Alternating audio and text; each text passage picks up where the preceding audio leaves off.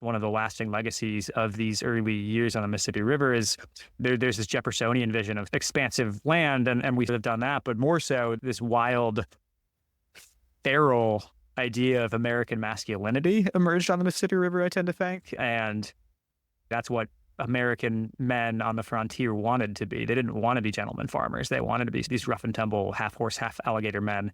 And I think today, I look at what's happening today in our political culture and some of the schisms in our culture, and I'm like, that's never gone away.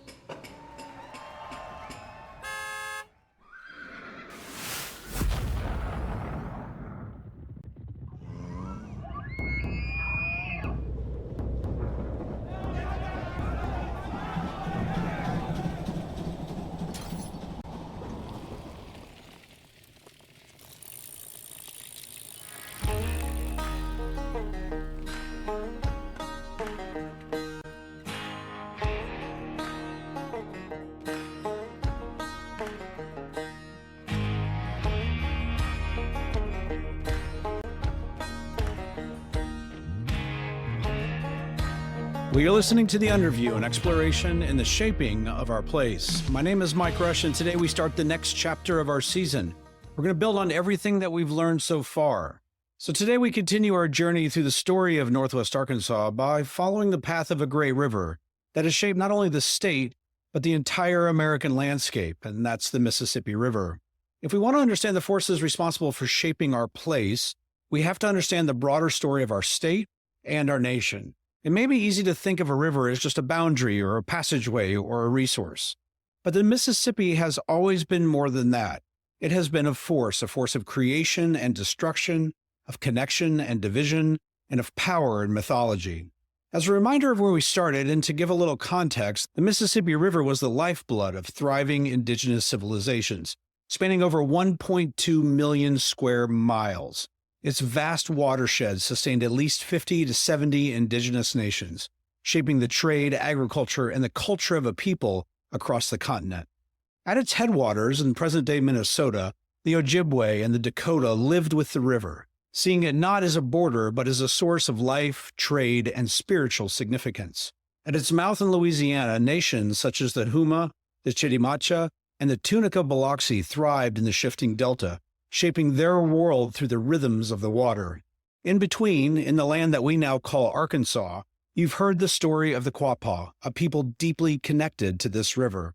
Their settlements marked the land along the banks, and they lived with the river rather than against it, building a world that worked in harmony with its flow. But when the Europeans first encountered the Mississippi, they saw something different. In 1682, French explorer La Salle laid claim to the entire Mississippi watershed for France, naming it Louisiana after his king. This claim would later form the foundation of the Louisiana Purchase in 1803, doubling the size of the United States and cementing the river's role in westward expansion. And unlike the Quapaw who lived with the river, we became a people who turned it into property and have spent hundreds of years trying to control and to rule over it, and as you'll hear, with limited success. In today's episode, I'm joined by Boyce Upholt, an award-winning author of The Great River, a book that dives deep into the Mississippi River's role in the shaping of American mythology and ultimately Arkansas itself. Boyce's work has been featured in The Atlantic and National Geographic, and he was awarded the 2019 James Beard Award for Investigative Journalism. His writing explores the relationship between humans and the natural world, especially in the United States South. Most recently, Boyce wrote The Wonderful River of Oz that was published in The Bitter Southerner. It's an article that unravels the tangled history of Arkansas's Buffalo River, America's first national river. Through the stories of those who fought to protect it and those who sought to tame it, Boyce exposes the deeper American tensions between wilderness and control, progress and preservation, and the struggle over land and identity. The Buffalo River, much like the Mississippi, forces us to ask, do we see rivers as forces to be lived with or as obstacles to be conquered? Together, we'll explore how the Mississippi River shaped the nation's ideas of conquest and control, and how its waters still carry the weight of our history today. This is more than a story about a river, it's a story about us, about how we have tried to shape the land and how in turn the land has shaped us. All right, much to cover. Let's go ahead and get started. I have the privilege today of hosting Boyce Upholt, who is a writer and editor and recently released the book, The Great River, which is an incredible piece of work around the Mississippi River. Welcome. It's great to have you. Thanks for accepting the invitation to be here. I really appreciate it. Yeah, I'm really excited to be here. I'm happy to be helping out. I think I told you earlier, I think you've answered a question that I didn't know to ask, which is really what this river means to this continent, to the people that have been here for so long, and its role in really the establishment of a nation and people, and really in American mythology in so many ways. And so I'm really excited. I've had the privilege of reading your book. I said earlier, it's not just like one PhD, it's probably 2 PhDs worth of work. So congratulations on getting this out into the world. It's just an incredible piece of work. Thank you. Yeah, it was 2 PhDs, but scattered across 7 disciplines, I think. So it was more work than I expected. I think you're an expert in every area of this. I would struggle to know who knows more about this in our world today than you do, whether by choice or by discipline. I'd love to hear a little bit about your background. Tell me your story, and I'm sure that's going to lead into what drew you to this topic and to this book. Yeah, I think these days I tell my story with that lens, I think, because I always knew I wanted to be a writer growing up, but never would have guessed that a book about the Mississippi River would have been my first book, because I grew up in suburban Connecticut. So a place where we didn't really talk or think about the Mississippi River. But I guess what happened was after college, it's like, I don't know how to do this. So I wandered around for a while. In my mid-20s, I wound up taking a job with a nonprofit in the Mississippi Delta. And that is where I finally managed to get my start as a journalist. So in the shadow of the Mississippi River, inland, that had been built by the Mississippi River. But it wasn't until 6 years living there in the Mississippi Delta that I actually spent any time on the river itself. I went out to write a profile of a canoe guide named John Brusky, who's based in Clarksville, Mississippi, and sometimes Helena, Arkansas. And just a magazine wanted a profile of kind of what is it like to run a tourism business out on this big river.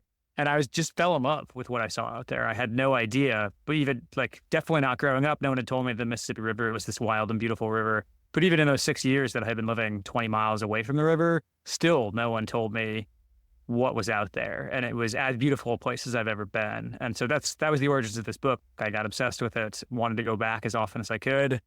And trip after trip, eventually I canoed from St. Louis to the Gulf of Mexico, and my thinking kept expanding until I came to realize this river does really sit at the heart of a lot of American history. Yeah, not to share my own story because this is about you, but I had the chance to actually take a canoe ride a little bit. I only spent 1 day though, so I don't know that it counts with John, and I never viewed the Mississippi River like I did in that day. And so I think what you've learned in your journey through this is something that I think a lot of Americans probably don't really think about the Mississippi River in the way that you think about it, the way that you've laid this out. And I'd love to understand from your perspective, as you think about this river, what's the original place we should start? Get our minds into a place of how should we start to think about this river just as a foundational element? I think one of the things I found as a writer is that's a really hard question to answer. What is the beginning of this river?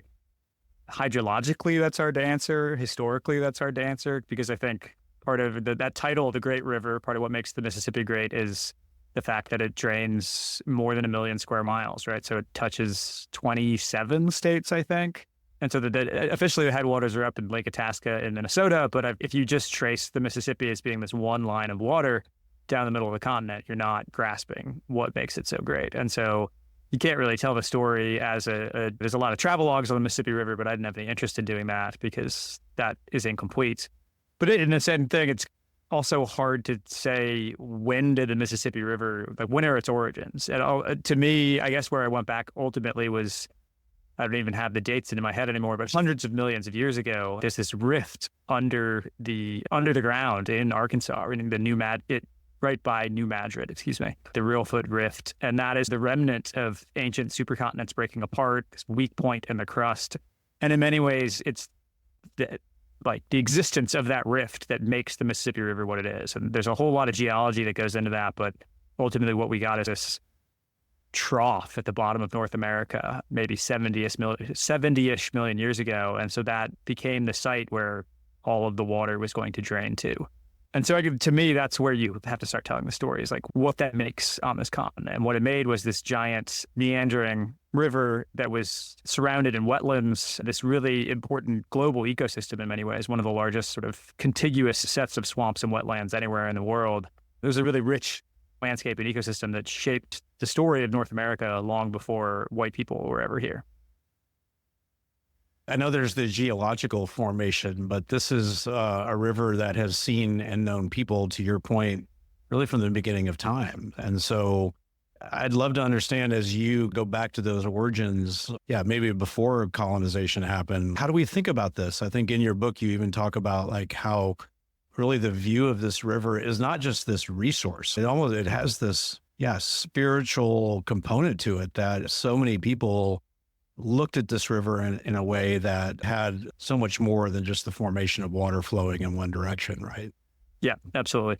And that's also a hard story to quite get the origins on. We don't know when the first people came to the Mississippi River, but what we do know is the oldest open air cemetery anywhere in North America is in Arkansas, in the Arkansas Delta, I think in Greene County, right? And so people have been along this river. That site's probably 12,500 years old. So that gives us some sense of how long people have been along the lower Mississippi River. And I should say, the lower Mississippi River, as we know it today, right, this slow meandering river surrounded by these wetlands, that essentially is also 12,500 years old, because that's about when the last ice age ended, enough so that sort of the river could settle into its current hydrology. So for as long as the rivers look like it looks, people have been. And to me, it's really hard to know what those people thought of the river. But what I tried to do in the book was tell the tale of what are often called Indian mounds. That I have picked up the phrase earthworks from a scholar named Chadwick Allen. He's an indigenous scholar.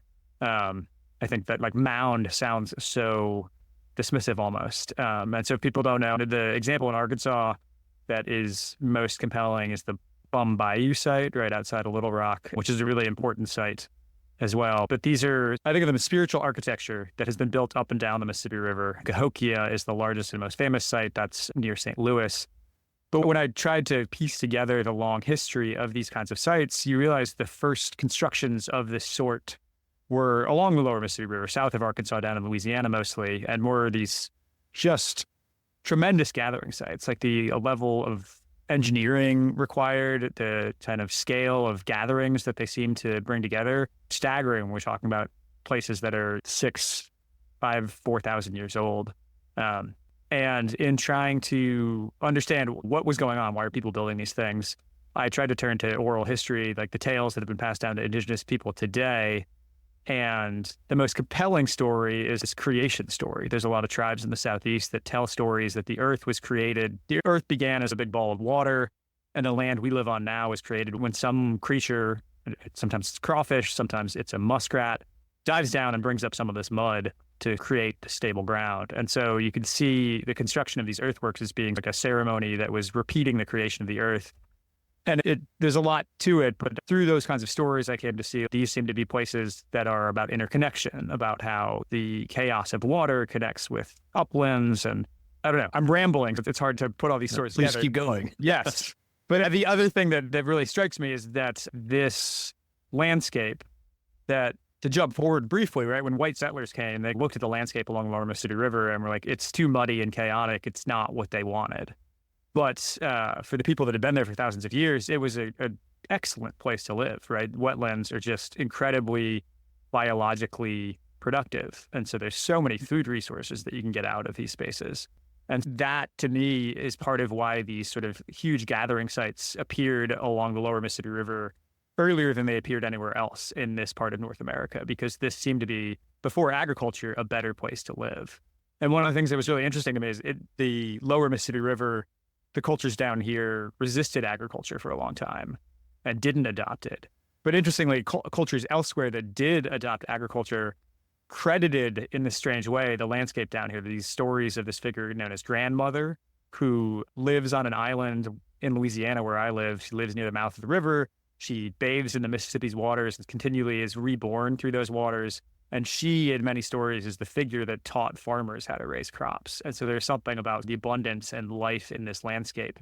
And so you see that this place, this landscape that when white settlers came later and rejected, it for a long time was the most important spiritual place anywhere in North America, I tend to think. I'm curious too, in your studies and research and even your time on the river, when you think about the earliest people that interacted with this waterway, maybe the principles or the values that they held around this body of water, around this river. How did they approach that? And you're welcome to maybe contrast that to where we are today if we want to start moving into that space. But I want to hang within this kind of, what was it originally about this river, or what was this river in its original form that maybe we can hold in our mind as some sort of ideal, so that we have something to compare it and contrast it to as we move further on in history. And I always do this cautiously. And that, again, I'm talking about cultures that are thousands of years ago that were oral cultures and not written cultures. And so there's a lot of presumptions being made. So some of this comes from talking to contemporary indigenous people who have received, I think, the values of ancestors that have been around for these thousands of years. And there's a village known as Bayou Village down here in Louisiana, like right near the mouth of the river. And that's a key scene late in the book. I won't totally spoil it, but one of the elders in that village was talking to me about how what she was taught was that everything was connected, right? And so speaking, essentially, she was implicitly critiquing kind of contemporary engineering, things like levees, that levees very intentionally split the landscape and split apart the interconnection between the river and its floodplain and say, we want the river here, we want dryness there. And she saw that as a mistaken value, because nothing, like when you disconnect things, they fall apart, right? Everything has to be integrated to work. And I do think when I look back to these earthworks, to what remnants we have of ancient cultures, that does seem like a larger cultural value, in that the earthworks themselves in some cultures did serve as a place to go when the floodwaters came to escape them, but they probably had the capability to build small scale levees and never really did, right? So there was like, let's build ourselves a single safe place instead of saying, let's wall off and create territories that were separated from the river. And the other thing about the earthworks that I think is important to note is that sense of interconnection is not just interconnection between the landscape and the people, but between the people as well. The first earthworks were built by entirely egalitarian cultures. And I think even as hierarchies arose within these indigenous communities, the earthworks were often community building, collaborative constructions, right? And so in every scale, when thinking about the landscape and building in the landscape, these cultures seem to think about how do we take care of one another, with one another being human and more than human. And so that became really important to me, as I didn't think that indigenous cultures would be such an important part of this book. But as I learned more and more, it did, as you said, it set up this really essential contrast to what I see happening today that I wanted to hold on to. Boyce, thank you. I think that's like super helpful. I think it speaks to a different way of viewing maybe the world around us and relationships and things than probably most of us in our modern day American culture are probably really even understand. And so I think the drawback to trying to understand what this river and the people were in their original form is really important, maybe to how we approach this or how we've changed or altered as we go. So let's talk maybe into European contact. The first time maybe we see what happens here. Could you paint a story for us about this river and its role and really the Europeans coming to this continent and how that played itself out specifically into this river? I think the one thing I note is the official discovery of the Mississippi River. And I say official pointedly there. There's a painting in the U.S. Capitol called, I think, The Discovery of the Mississippi by DeSoto, right? So in sort of white U.S. settler culture, that's the guy. But Hernando DeSoto discovered the Mississippi River by accident. He came to America not knowing much about it, dreaming that he would find a city of gold somewhere, kind of as other Spanish conquistadors had found elsewhere further south, and wandered around and hit upon the Mississippi River as an obstacle in that path. It became a very consequential obstacle. He got stuck there for a while. He had to ward off some attacking tribes or cultures while trying to create some boats to get over it. And then later when he died, some people say maybe of a fever that he contracted in the swamps along the river, his body was sunk in the Mississippi, and then his men fled North America coming down the Mississippi River. So it's not a very auspicious start for white people in general on this river. And it's interesting that it was 180. It was a long time after that, more than a century before white people came back. And so it was really the French who started to recognize the potential of what the Mississippi River could be, in part because the Spanish didn't have much of a toehold on the North American continent north of the Gulf of Mexico. But the French, who were already wandering the Midwest and parts of the West getting furs, look at this and realize, oh, this river could be really important for our kind of interlinking our emerging empire with global trade. This can be a sort of passageway. We can take our furs downstream instead of trying to go on this long voyage along the St. Lawrence River in Canada. And so started to notice that, yeah, if you want to hold on to North America as a place, holding on to the Mississippi River is going to be very key. And that was true over the next couple of centuries. Basically, every major fight of any kind in North America between European powers up to and even past the Revolutionary War, always the Mississippi River and its watershed was a really key part of those battles. Yeah, I'm curious too, as you think about the maybe early European contact with this area, maybe give us a little insight into what you've learned about their perspective of what this waterway was. How did that kind of evolving understanding of this river, I guess, before it became a part of the United States? So help us understand the kind of that early understanding of how they approached this river. Yeah, thinking about the French specifically, I think they both over and underestimated the Mississippi. Initially, there was rumors that maybe it would drain west into the Pacific Ocean and really give us like dreams of allowing people to traverse the entire continent very easily. And so I think it was with some disappointment that the first French explorers were like, okay, no, this isn't going to the Pacific, it's going down to the Gulf of Mexico. So it's not quite as useful as we hoped.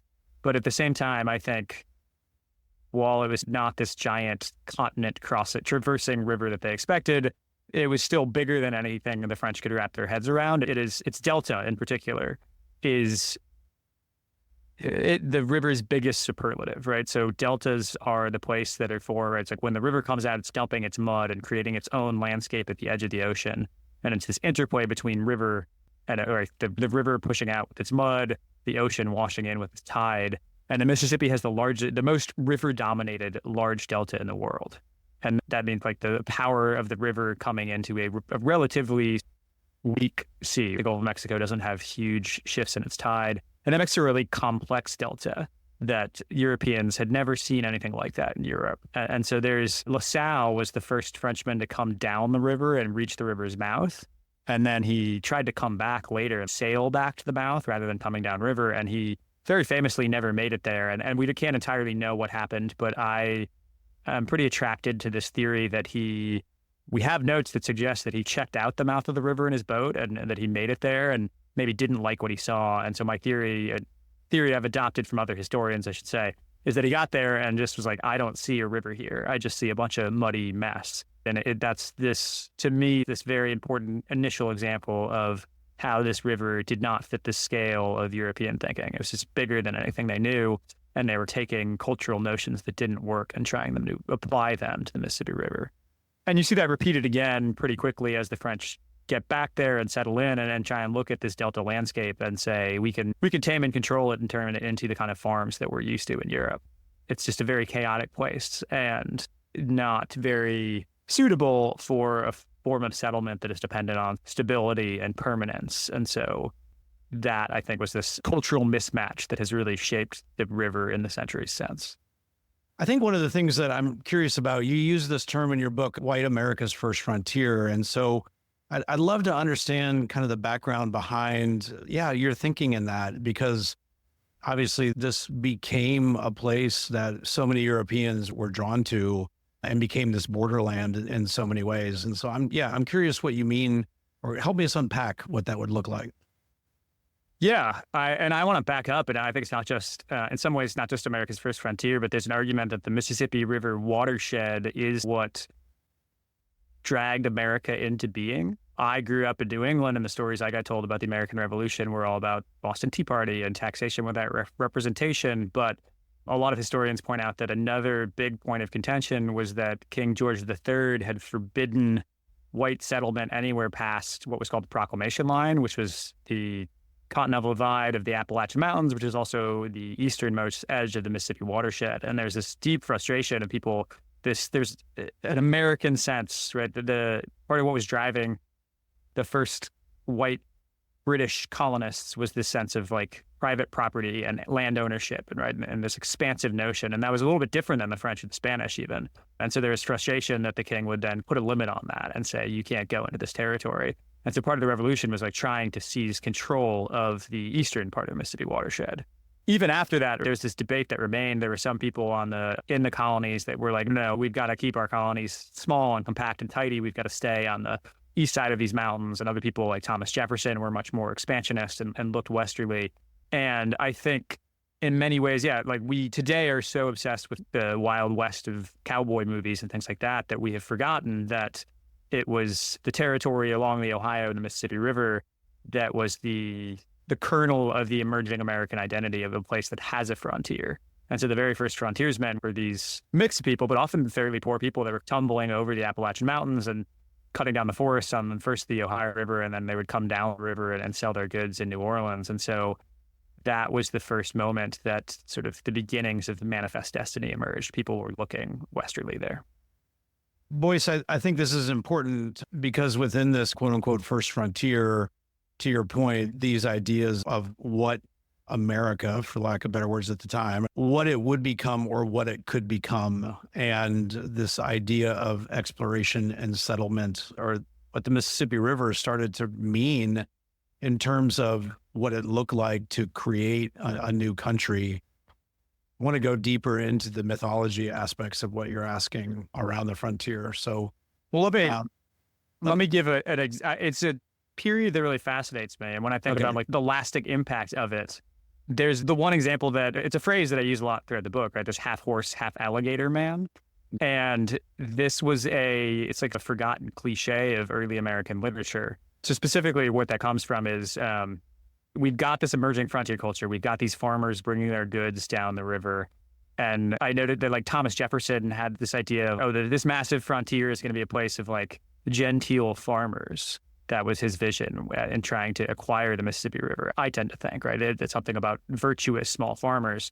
But the reality on the ground was it was a very difficult river to traverse. And so this sort of professional culture of boatmen emerged, of these guys that work on these boats, moving goods up and down river, particularly upriver was the hardest part.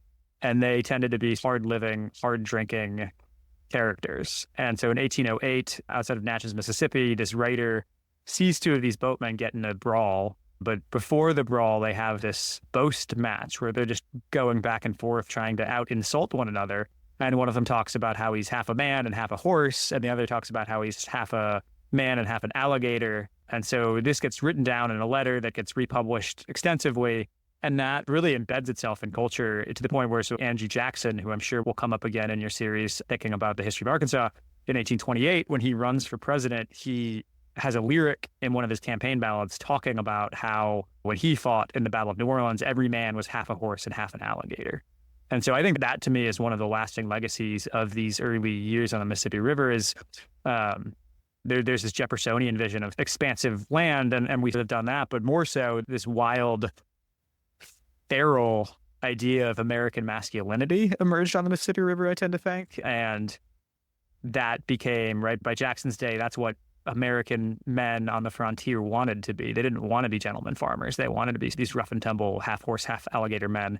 And I think today, like I look at what's happening today in our political culture and some of the schisms in our culture, and I'm like, that's never gone away. That remains deeply embedded. And to me, this is a very tenuous theory in some ways, but I'm like, that is an important early example of this. And it had so much to do with the landscape of this river and the material reality of trying to conquer it and pull it into this empire that was emerging.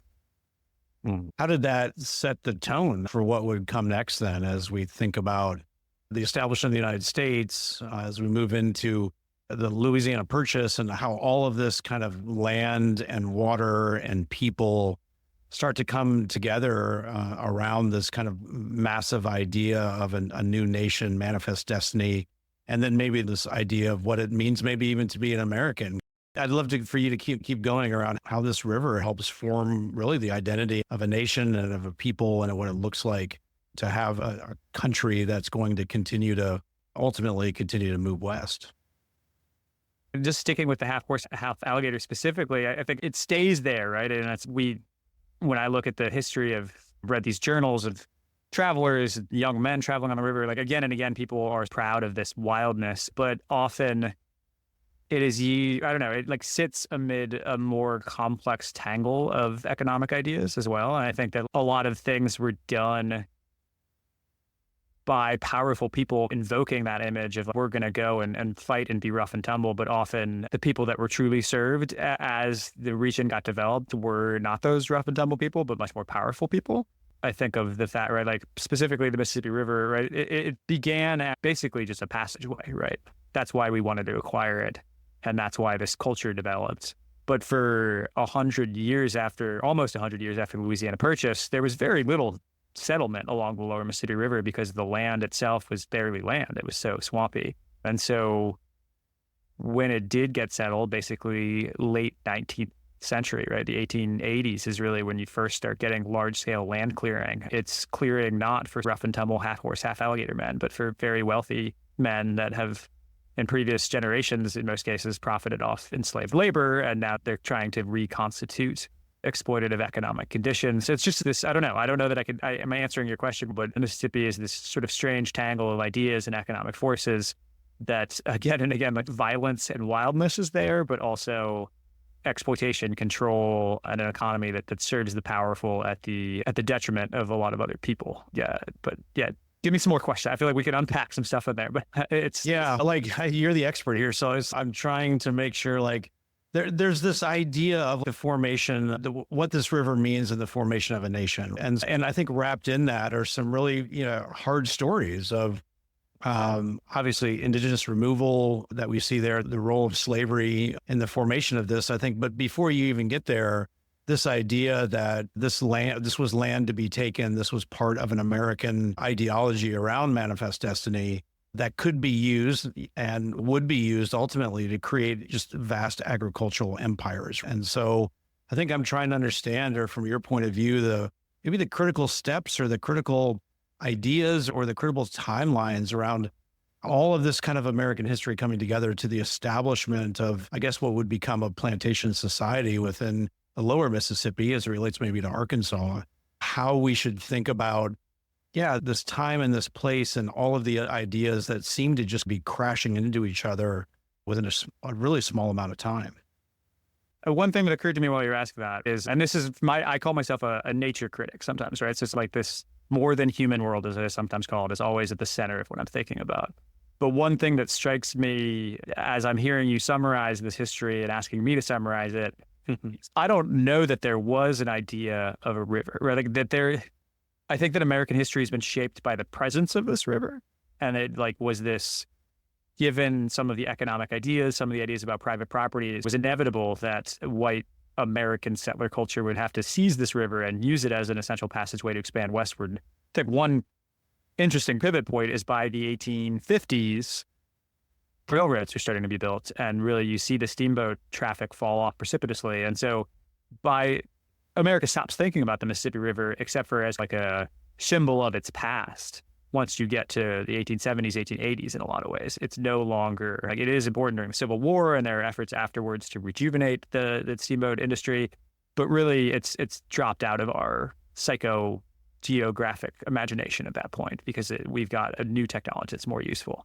And that's the thing, like we talked earlier about indigenous conceptions of the river. I tend to think that these indigenous cultures saw the river as kin, right? That this is a being that they lived alongside and had to respect, and so that it would respect them.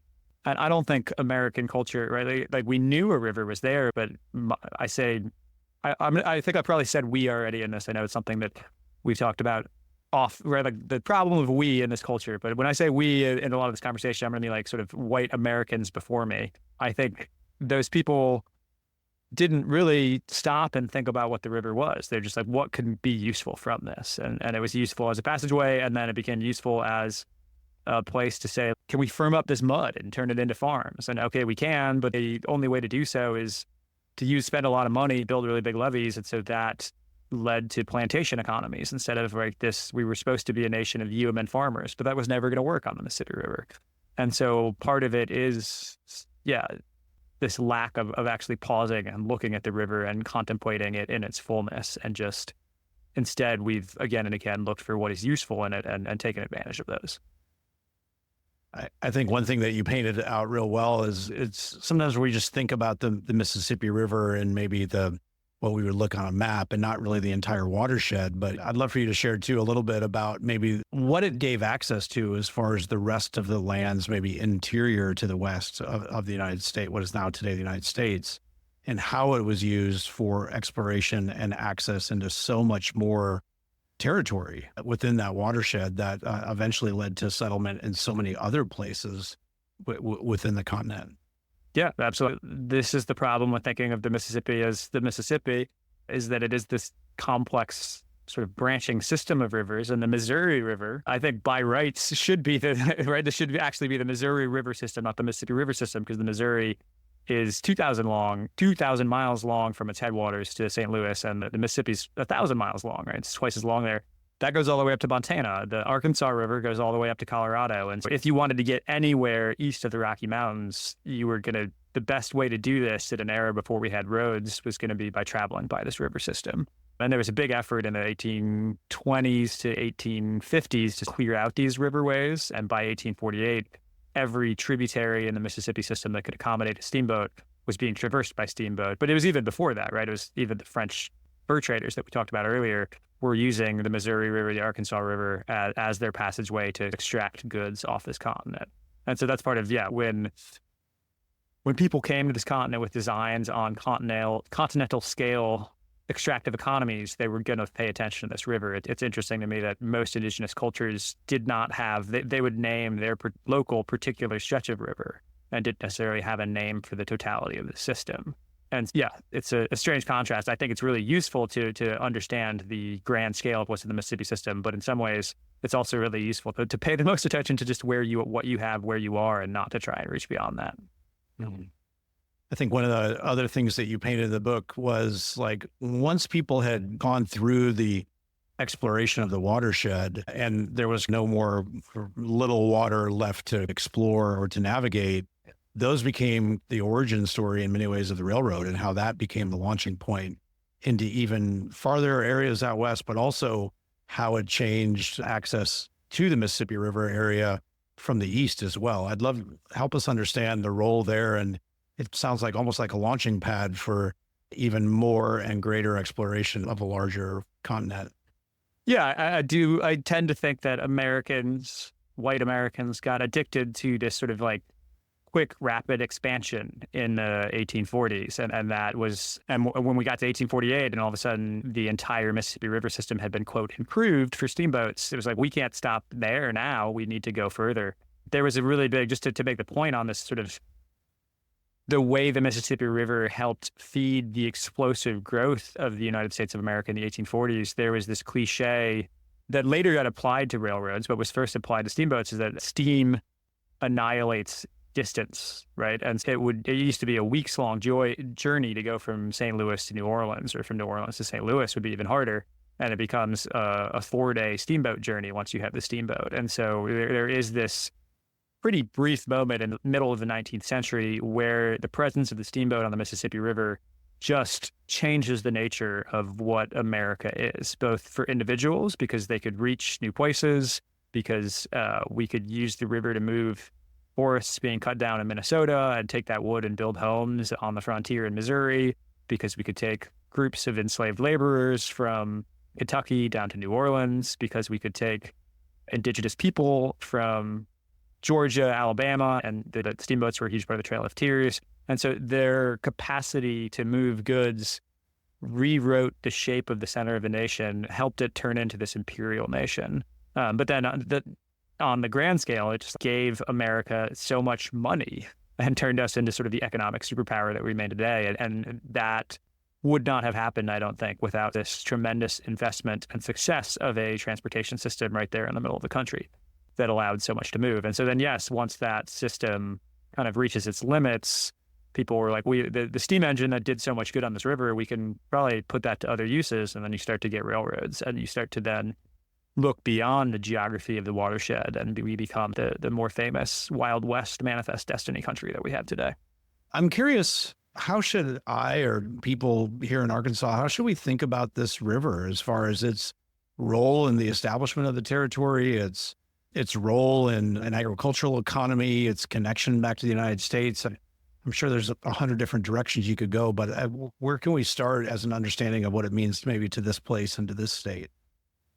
Yeah, it's a good question. And I'll caution that I love Arkansas and I've written a good bit about it, but I caution that I'm not a student of the specific progression of Arkansas history. I may get jumbled somewhere in here. But to start, as we've discussed, Arkansas would not exist as it exists today if not for the Mississippi River, right? Like the presence of white American culture there is predicated on the pulling of this watershed into this American project. I think, interestingly, there's this site called the Initial Point, which was as the federal government was preparing to survey all of the land west of the Mississippi River. They needed sort of one point towards which to orient the coding of all those feature maps. And the point they selected was in the Arkansas Delta. It's now a really curious little state park. It's a little bit of swamp in the middle of the soybean fields of the Arkansas Delta. And there's a placard there installed by the state that says, "This is where the American West began." And so I think that's an important thing to know, right? It's just the way that this landscape there in the Delta that I think is largely forgotten. And most Americans outside of Arkansas don't know about the Arkansas Delta. And I've found often people up in the sort of Bentonville, Ozarks area often haven't spent much time in the Delta. It's become overlooked, but that landscape was one of the early initial draws that sort of brought money into this region because people saw the promise of, can we turn this floodplain into farms? And it happened in Arkansas a little bit later than Mississippi, but it did happen. I think it's important to note that sort of the birth of Arkansas as a state was essentially happening amidst the Trail of Tears. A lot of the money that powered the early state was people profiteering off the Trail of Tears. And that, again, is deeply tied up with the Mississippi River. That was because these boats were coming up the Arkansas as a path to reach west. And so to me, it's just this starting point. And it's interesting that it's, again, now the economy of the Arkansas Delta is so deeply struggling. It's easy to overlook and forget that. But this floodplain landscape was the beginning of so much, and it's important to remember that. Maybe walk us through the early ideas. If this is going to be an agricultural epicenter, a channel for navigation and commerce and capitalism and all those things, you write extensively about all the work that's been done over hundreds of years, if you will, probably billions and billions of dollars. Yeah, I'd love your perspective on kind of the transition of this time and how that even helped to form and shape and establish states and economies and all of the things related to that. I want to start by going back to an anecdote. I was at a conference years ago and I heard it was about the Mississippi River, and I heard one scientist lean to another and say, "What is the purpose of a river?" And when I knew I was going to write this book, I tried to think about organizing the book around that. And there's multiple answers. I think we've been talking a lot about the river being a passageway, and that was true for indigenous people. And you can see at some of the earthwork sites, the way it's clear the trade goods moved very far in the system. And then clearly that was true for these steamboats. But you're mentioning transition. I do think there was a moment where America started looking at it not just as passageway, but as property was the second category that occurred to me, right? And again, this goes back to some of these initial manifest destiny tendencies and even the desire for land that I talked about with the American Revolution. That's embedded in what sort of the invention of the United States of America was embedded as land of private property. And of course, people were going to look at this muddy landscape and think, how can I build wealth by making it property? Interestingly, that was a very challenging thing to do, right? Because it was so swampy, because it was so flood prone. And so it's not until you start to see levees being built in maybe parts of southern Arkansas down like Lake Village by maybe 1810s, 1820s, as Americans start to move down after Louisiana Purchase.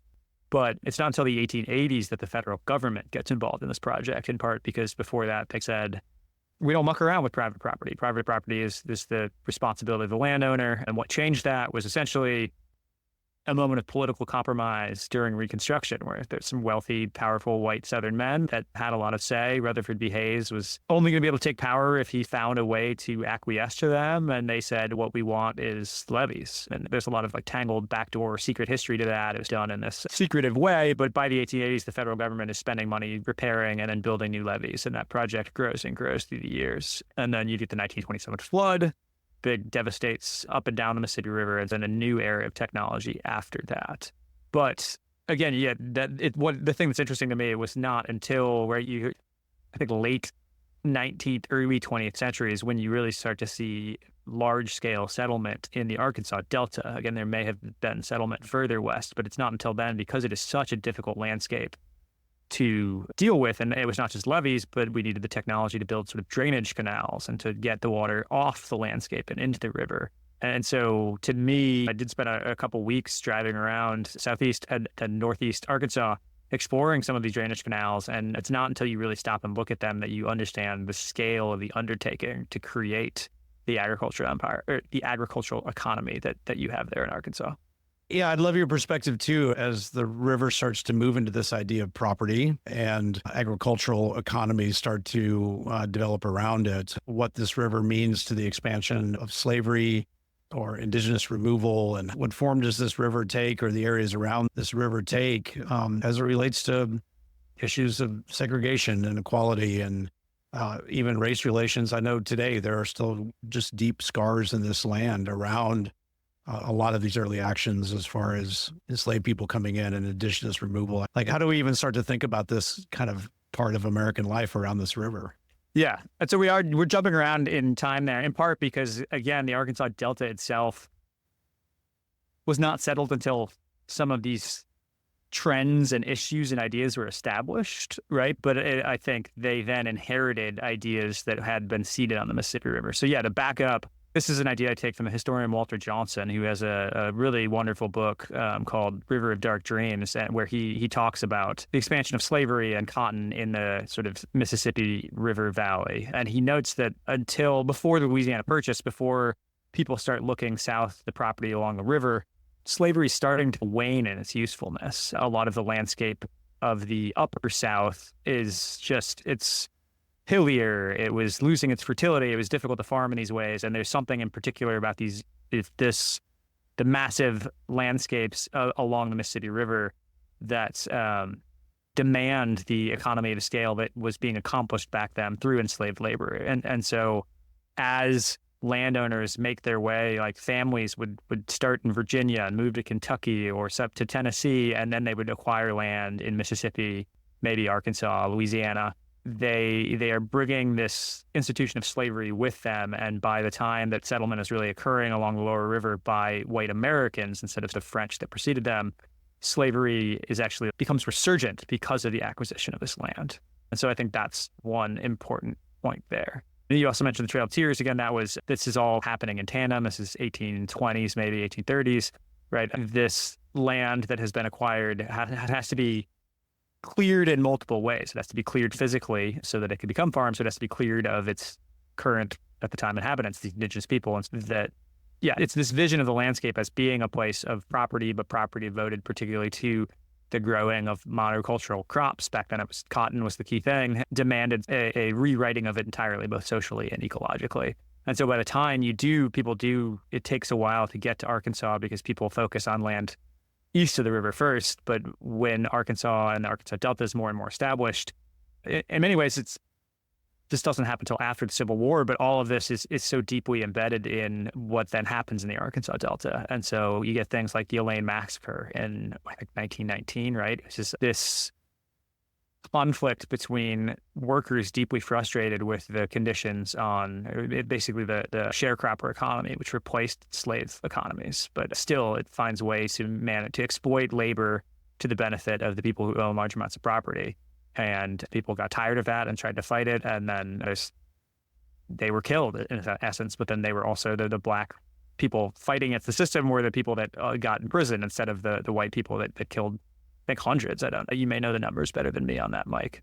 Yeah, and it's a legacy. The last thing I'll say, and it's a legacy that remains today. I was actually in Arkansas just a couple of days ago up near Marianna talking to some black farmers that had managed to work their way to, they were $750,000 in debt because they felt like their family had suffered generations, basically, exploitative policy by the federal government. They wouldn't be given loans and this and that, and they managed to finally have that be forgiven. But they'd felt like for decades, it still was, there'd be like sort of white farmers watching, participating on the committees that were making decisions about whether or not they should get money, waiting there to take their land as soon as it got foreclosed on. And traveling around the Delta now, it's still hard to miss sort of the deep reverberations of all this past.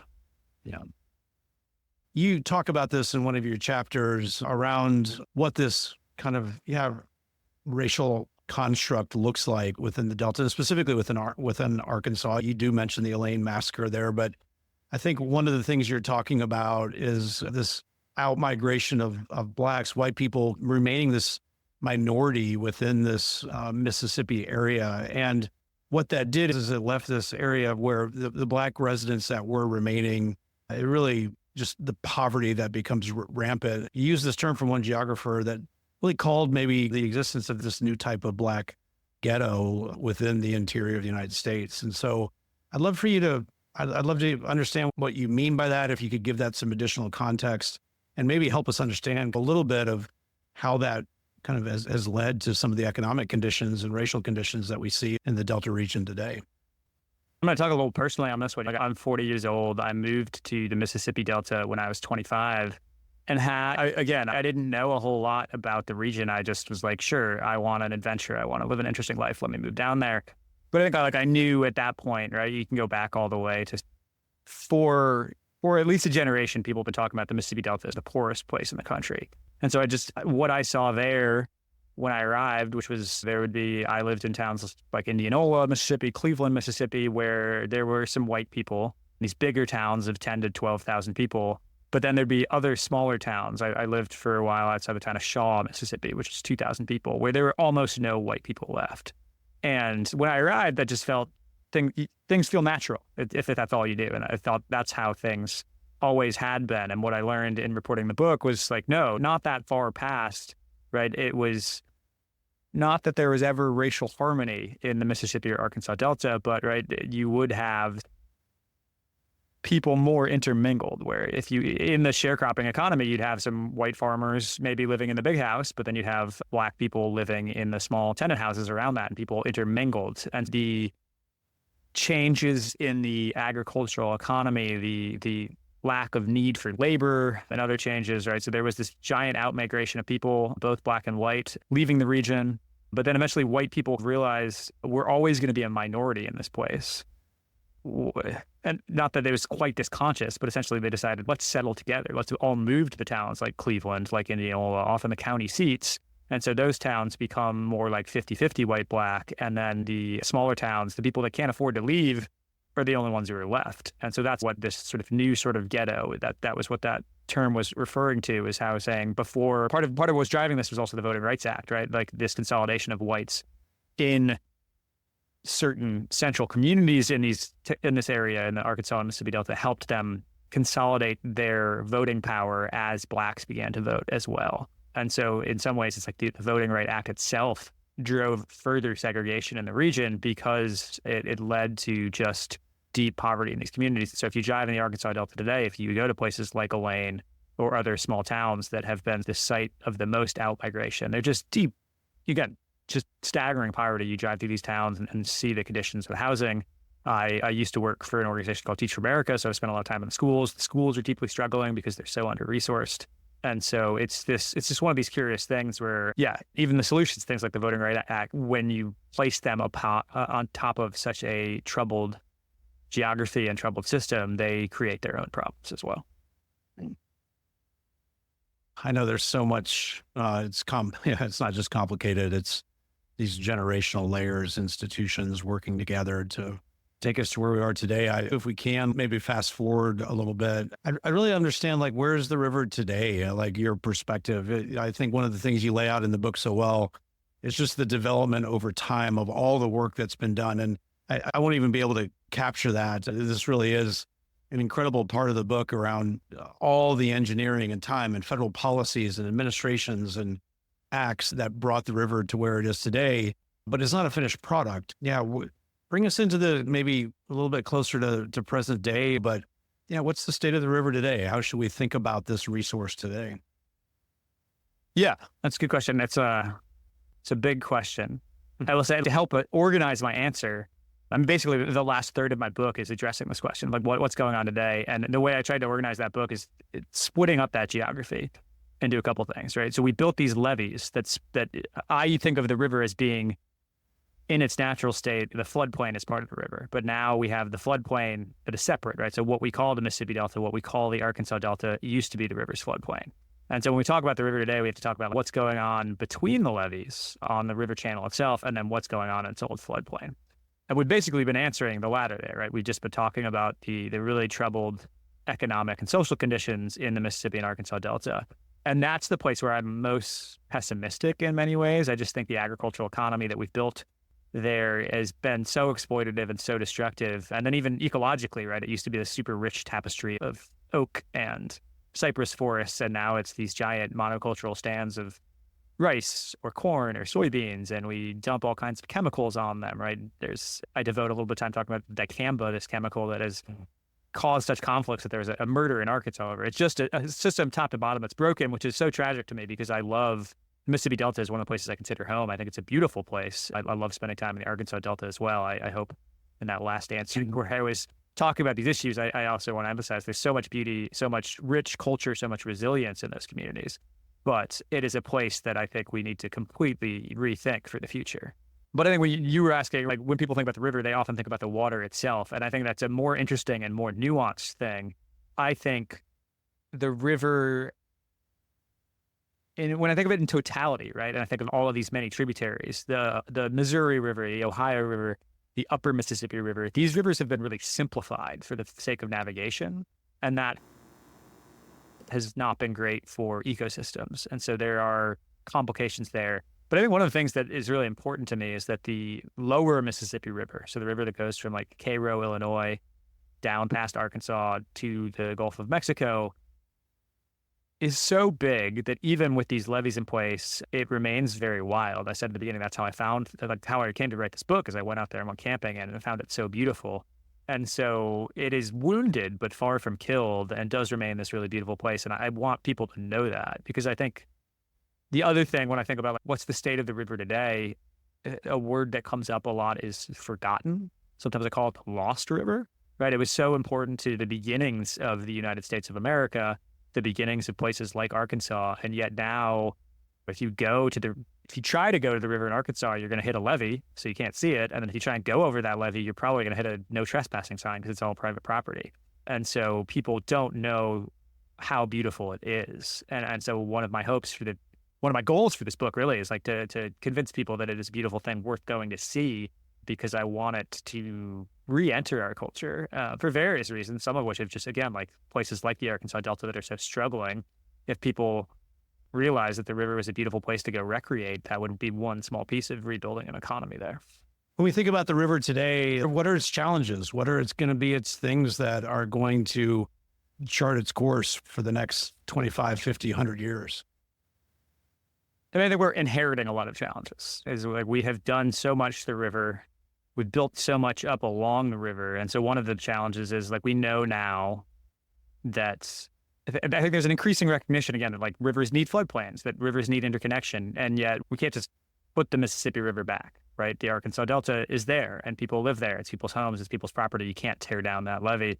And so one of the challenges is like how to intertwine our recognition of increasing understanding of what the river needs with what is realistic socially today. One thing that I find interesting, though, is that like increasingly, I think that all signs point towards restoration, at least on a small scale. You're seeing farmers in the Delta that are realizing, I probably never should have cleared this ground. It just floods too much. And then towns realizing, well, if we put that back into wetland forest, that means when it rains, there's just a little bit less rain that runs into our rivers and causes urban flooding. And so I do see recently several different efforts for several different reasons leading to reforestation in the historic floodplain of the Mississippi. Is that going to be enough to get the river back? Definitely not. That project is going to be much longer. But the other thing about the Mississippi River is as much as we've wounded it, it's going to win in the end is one of the conclusions I have from this book. It's a wild thing. It's an ever-changing thing. And so I don't say that as a rosy or even that positive of the thing. I live in New Orleans. I love the city. I love so many of the communities that have built along the Mississippi River. But ultimately, the Mississippi is going to find a way to break through these levees and continue to exist for longer than humans are around. And so I think it just behooves us to wherever we can find ways to live with the river, since now that we've learned it's undefeatable power. So rather than fighting against it, how can we work with it so that we can be here as long and as successfully as possible? I ask everybody this question. I'd love to know, like today, where we stand today, what are your fears for this river? My fear in this moment in particular, where I feel like we're going to see a lot of rollbacks of environmental protections. So I fear that some of the progress that we've made of late may go away. I think you get real wonky real fast, but right, like the Supreme Court last year made a major ruling about wetlands and said it used to be that sort of like wetlands were protected under the Clean Water Act and no longer, if they're not a obvious surface connection, they are no longer connected in that way. And there's been subsequent research of like half or more of the water that comes into the Mississippi starts in ephemeral streams that are going to be losing some level of protection because of that. And I guess my big fear is in this complex political moment, I see a whole lot of people waking up to how important nature is generally and rethinking the Mississippi River. But I also see a whole lot of people re-entrenching old American ideas that developed on this river that I think are so wrong. And so it's not clear to me which set of ideas are going to win out. Yeah. Are these old ideas that are coming back, or are these in maybe a new form? Again, I think about that half horse, half alligator man wildness image. And I think to me, it's a lot of what I see in the sort of ugliest parts of right-wing politics, to be explicit about my politics, seem to celebrate that old idea of we need to be rough and tumble and violent and conquerors. And that has never sat well with me. And so it is old ideas resurfacing in jumbled new forms that are alarming. If I were to flip that question, it's something that I ask a lot of our guests when we think about the wholeness, this idea of wholeness. When I say that, I'm curious, when you think about the Mississippi River, what does wholeness look like for the river today? I think one thing is completing the circle. In some ways, the book itself, I tried to shape it like a circle, and then I started with some indigenous thought and ended visiting an earthwork in the Gulf of Mexico called the Lemon Tree Site, and which again is where I spoke to this elder named Rosina Philippe, who talked about how everything is connected to bring explicitly the idea of wholeness in. And since the book came out just in the past few weeks, that the land at that earthwork, it had long been owned by a Catholic church, I think, that didn't even know they owned it. And when they realized they owned it, they very quickly decided we want to give this land to this tribe. And so I think the land back is not a very common thing here in Louisiana. So this is perhaps our only major example, but that is a real piece of wholeness of this river, is getting the river back into the hands of people who have taken care of it for so long. But more than that, I think it's just the wholeness of bringing back the idea of wholeness and say, like, this is putting land back in the hands of people who understand the relationship to the land as being one that needs to have interconnections. And so that was really heartening for me to see. Boyce, I know we've only just, scratched the surface of all of the themes and all of the richness of your book, but I think the context that you've given to me and thinking about this river in a different way is tremendous. And I just want to say thank you for your time and the work that you've done. Obviously, we want everybody to go read this book just because it's such a powerful statement about the power of the land, the power that this river has had in the formation and shaping of people and a country and a nation, and that our understanding of this river even today is really important to understanding all of that. Boyce, thank you for the work that you've done. Thanks for sitting and just giving us a very abbreviated understanding of what this river means. Thanks for being here. I really appreciate it. Thanks, Mike. I'm honored to be here and can't wait to hear the rest of the conversations that are part of the series. Thanks so much. Well, this has been an incredible journey through history and myth and the raw power of the Mississippi River. My deepest thanks to Boyce for sharing his knowledge, his incredible work, and his insights into how this river has shaped the land, the people, and the very identity of this country. Boyce's book, The Great River, is a masterwork in storytelling and history, and it reveals how this waterway has been the backbone of expansion and exploitation and resilience. If you've ever thought about the Mississippi as just a boundary or a shipping route, I hope this conversation has expanded that view. It is, and always has been, a living entity, one that is both shaped and been shaped by the people who have relied on it. Do me a favor and go pick up a copy of Boyce's book for yourself. I've left a link in the episode webpage, and we'll post more on social media. With this context of the influence of this river in the shaping of our state, we can now begin to understand how Arkansas began to take shape. In the story of Arkansas, we're about in the 1830s, and at this point, almost all indigenous peoples had now been removed.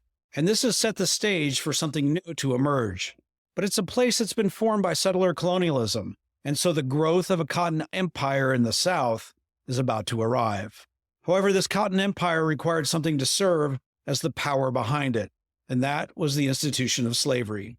My next guest is Dr. Kelly Houston Jones, Associate Professor of History at Arkansas Tech University, and a leading scholar on American slavery, with a focus on the trans-Mississippi South, particularly Arkansas. She is also author of the book A Weary Land, Slavery on the Ground in Arkansas. It's the first book-length study of slavery in our state in over 60 years. Slavery has, from a very early point, been an essential facet of the creation of Arkansas as a political entity, Arkansas as a place, Arkansas as a concept. What comes to Arkansas in 1819 with that political organization was chattel slavery based on race. And so in 1819, when the territory comes in without those restrictions, they're able to do that and anchor that into the society and the politics, just like all of those things that we study and all of those things that we think about when we try to understand a place's history. Slavery is in all of those. The term that historians have used lately is the second slavery.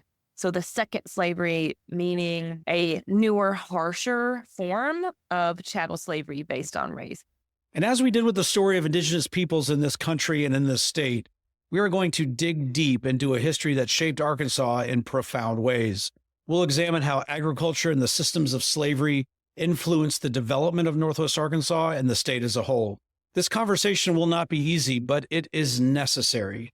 And if we can reckon with it honestly, we open the door to a deeper understanding and the critical question of what can be repaired. Not just surface level repair, but true, meaningful repair. We want to understand what that might look like, but this is where we must start. So I want to thank you again for listening. I want to thank you for being the most important part of what our community is becoming. This is The Underview, an exploration in the shaping of our place.